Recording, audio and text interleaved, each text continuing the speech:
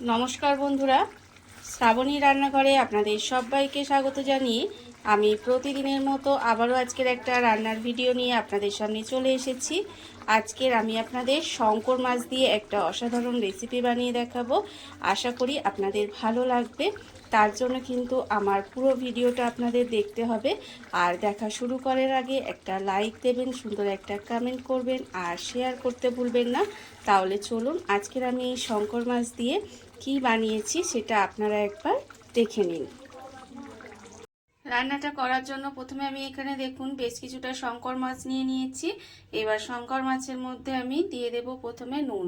এখানে কিন্তু প্রথমে নুন দিয়ে দিলাম, আর দেব আমি এখানে হলুদের গুঁড়ো, আর আমি এর মধ্যে দিয়ে দেব সামান্য একটু লঙ্কার গুঁড়ো, আর দেব এর মধ্যে অল্প একটু সর্ষের তেল দিয়ে মাছটার মধ্যে খুব ভালোভাবে মাছটাকে মাখিয়ে নিতে হবে। মাছটা কিন্তু প্রথমে খুব ভালোভাবে একটু মেখে নেব। মাছের মধ্যে আমি এখানে মশলা মাখিয়ে নিয়েছি, আর অন্যদিকে দেখুন গ্যাসটা অন করে কড়া বসিয়ে দিয়েছি। এইবারে আমি কড়ার মধ্যে দিয়ে দেব সর্ষের তেল। এখানে কিন্তু রান্না করার জন্য আমি সর্ষের তেলই ব্যবহার করছি। আর দেখুন কড়ার মধ্যে এখানে সর্ষের তেল দিয়ে দিচ্ছি। এবারে তেলটাকে কিন্তু খুব ভালোভাবে গরম হতে দেব। তেল এখানে খুব ভালোভাবে গরম করে নিতে হবে। তেল আমি এখানে খুব ভালোভাবে গরম করে নিয়েছি। এইবারে যে মাছের মধ্যে মশলা মাখিয়ে রেখে দিয়েছিলাম সেই মাছগুলো এবার তেলের মধ্যে দিয়ে দেব। মাছগুলো কিন্তু প্রথমে খুব ভালোভাবে ভেজে নিতে হবে।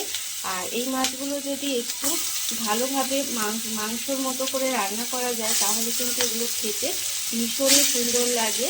দেখুন মাছগুলো আমি কড়ার মধ্যে সমস্ত মাছগুলো দিয়ে দেব। দিয়ে মাছগুলো কিন্তু উল্টিয়ে পাল্টিয়ে একটু লাল লাল করে প্রথমে ভেজে নেব। মাছটা কিন্তু প্রথমে ভালোভাবে উল্টিয়ে পাল্টিয়ে লাল করে ভেজে নিতে হবে। আর আমি প্রতিদিনের মতো আপনাদের একটা কথাই বলবো যে প্লিজ আমার ভিডিওটা আপনারা টেনে টেনে দেখবেন না, পুরো ভিডিওটা দেখুন। আশা করি আপনাদের ভালো লাগবে। দেখুন মাছটা কিন্তু আমি এইভাবে প্রথমে উল্টিয়ে পাল্টিয়ে একটু লাল করে ভেজে নেব। মাছটা আমার ওদিকে যতক্ষণ ভাজা হচ্ছে ততক্ষণ আমি একটা মশলা রেডি করে নেব। তার জন্য নিয়েছি মিক্সির জার। মিক্সির জারের মধ্যে প্রথমে বেশ অনেকটা পরিমাণে একটু রসুন দিয়ে দিলাম। রসুনের পরিমাণ কিন্তু একটু বেশিই দিতে হবে। আর দেব এখানে আদা কুচি। আদাও কিন্তু প্রায় 1.5 থেকে 2 ইঞ্চি মতো আদাকে কুচি করে নিয়েছি, সেটাও দিয়ে দিলাম। দিয়ে এবার এটাকে খুব ভালোভাবে একটু জল দিয়ে পেস্ট করে নেব। আদা আর রসুনটা এখানে ভালোভাবে পেস্ট করা হয়ে গেছে, এটা আমি রেখে দিয়েছি। আর অন্যদিকে মাছটাও কিন্তু ভালো করে লাল লাল করে ভেজে নিয়েছি। এবারে মাছটাকে আমি আলাদা করে তুলে রেখে দেব। ভাজা মাছটা আমি আলাদা করে তুলে রেখে দিয়েছি। এবার এই তেলের মধ্যেই রান্নাটা করব। তার মধ্যে অল্প একটু তেল দিয়ে দিয়েছি। এইবারে দেখুন তেলের মধ্যে প্রথমে দিয়ে দেব পেঁয়াজ কুচি। এখানে কিন্তু দুটো আমি বড় সাইজের পেঁয়াজ দিয়েছি সরু সরু করে কেটে, সেই পেঁয়াজটা এখানে দিয়ে দিচ্ছি। আর দেবো আমি এখানে পেঁয়াজ ভাজার সময় একটু চিনি দিয়ে দেব। এতে কি হবে, কালারটা সুন্দর আসবে। দিয়ে এবার পেঁয়াজটাকে খুব ভালোভাবে ভেজে নেব। পেঁয়াজটা কিন্তু খুব ভালোভাবে ভেজে নিতে হবে। আর আমার চ্যানেলের নতুন বন্ধু পুরনো বন্ধু সবাইকেই বলছি আমার তরফ থেকে অনেক অনেক ভালোবাসা। নতুন বন্ধুদের বলবো এইভাবে আমার পাশে যদি আপনারা থাকেন, আমার চ্যানেলটা যদি আপনারা সাবস্ক্রাইব করেন তাহলে পাশে থাকা বেল বাটনটা অবশ্যই প্রেস করে দেবেন, যাতে আমি যখনই কোনো নিত্য নতুন ভিডিও আপলোড করব সবার প্রথমে আপনাদের কাছে নোটিফিকেশান চলে যাবে এবং আপনারা আপনাদের সময় মতো সেটা দেখে নিতে পারবেন। আর পুরনো বন্ধুদের বলবো এইভাবে আমার পাশে থাকার জন্য, আমাকে এগিয়ে যেতে সাহায্য করার জন্য আপনাদের অসংখ্য অসংখ্য ধন্যবাদ জানাই। দেখুন পেঁয়াজটা কিন্তু খুব ভালোভাবে প্রথমে একটু লাল করে ভেজে নেব।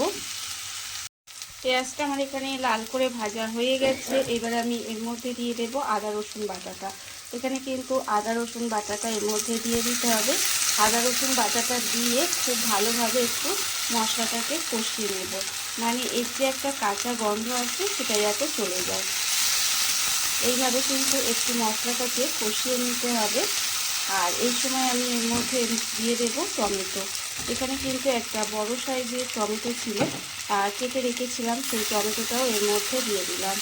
দিয়ে মশলাকে একদম সুন্দর করে প্রথমে কষিয়ে নেব।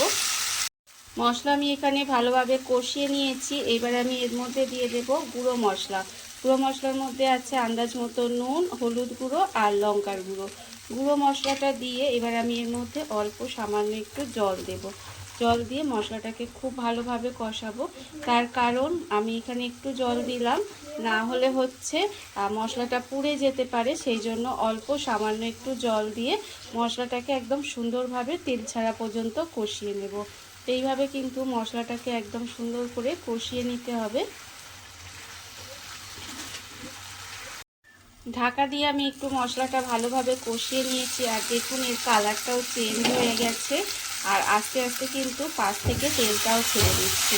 এইভাবে কিন্তু মশলাটাকে সুন্দর করে কষিয়ে নিতে হবে। মশলা আমার এখানে কষানো হয়ে গেছে। এইবার আমি এর মধ্যে দিয়ে দেবো জল।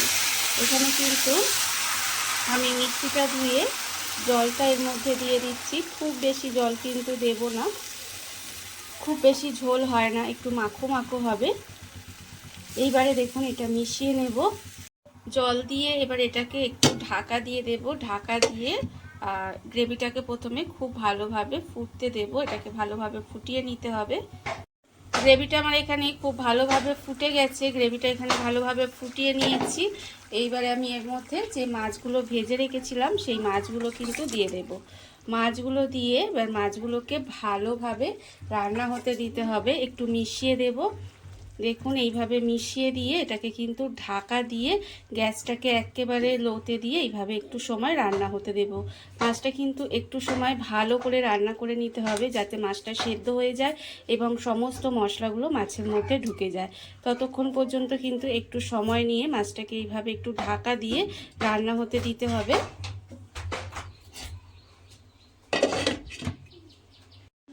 ঢাকা দিয়ে আমি এটা বেশ কিছুক্ষণ এইভাবে একটু রান্না হতে দিয়েছিলাম। আর দেখুন এটা কিন্তু আমার প্রায় হয়ে গেছে। এইবারে আমি এটা কিন্তু এরকম মাখো মাখো হলেই খেতে বেশি ভালো লাগে। রান্না আমার এখানে প্রায় রেডি। এইবারে আমি এর উপর থেকে একটু ধনেপাতা কুচি ছড়িয়ে দেব। ধনেপাতা কুচি ছড়িয়ে দিয়ে এইবারে আমি এটাকে মিশিয়ে দেব। মিশিয়ে দিয়ে গ্যাসটা অফ করে ঢাকা দিয়ে কিছুক্ষণ রেখে দেব।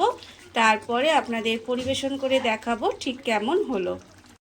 দেখুন বন্ধুরা, বাড়িতে থাকা কত অল্প উপকরণে কত অল্প সময় কত সুন্দর একটা শঙ্কর মাছের রেসিপি তৈরি হয়ে গেছে, আপনারা দেখতেই পেলেন। আর এটা কিন্তু খেতে অসম্ভব সুন্দর হয়। এইভাবে আপনারাও একদিন হলেও বাড়িতে বানিয়ে দেখতে পারেন। আর এই ভিডিওটা যদি আপনাদের ভালো লেগে থাকে, আপনারা যদি ইউটিউব থেকে দেখে থাকেন, চ্যানেলটি সাবস্ক্রাইব করে নেওয়ার অনুরোধ রইল। তাহলে চলুন ভিডিওটা আমি এখানেই শেষ করছি। আপনারা সবাই ভালো থাকবেন, সুস্থ থাকবেন। আবারও হাজির হব নতুন কোনো রান্না নিয়ে।